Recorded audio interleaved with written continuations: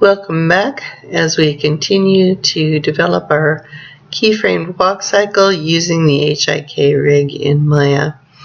Now, as we can see that we have developed a serpentine movement in the spine, in the side by side, you're rocking the hips, you're counterbalancing with the chest and head.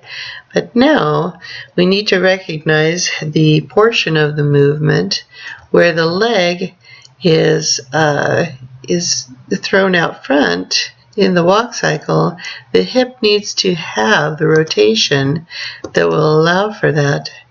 Also, it needs to carry that movement through and up into the spine.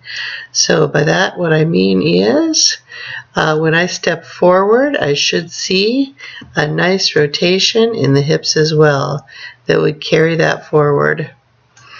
Okay, it's going to be a little bit easier to see if we go to our perspective view.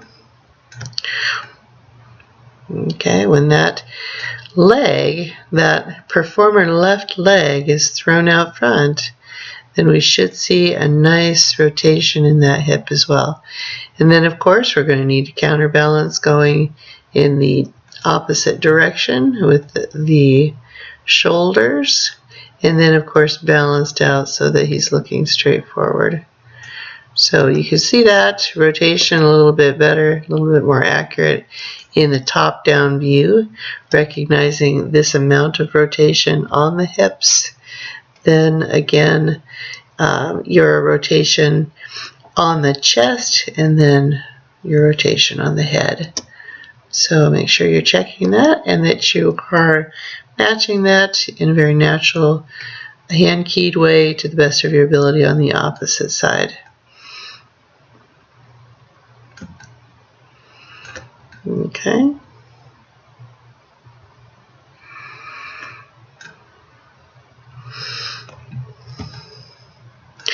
Now I'm going to go ahead and put that into place. Let's see.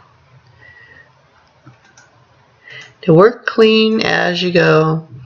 If you see a glitch in your animation, like I have several times, I was off on my animation. 19 should not have your keyframes. 20 should hold your keyframes for now. So make sure you're working on every 5 frames and that you are keying your new movements at that location too.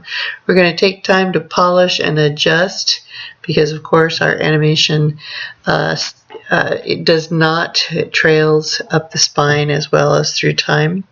So we will take care of those polish adjustments at the end, but for the time being, as we're mapping out our general movement, we want to stay on target with the frames.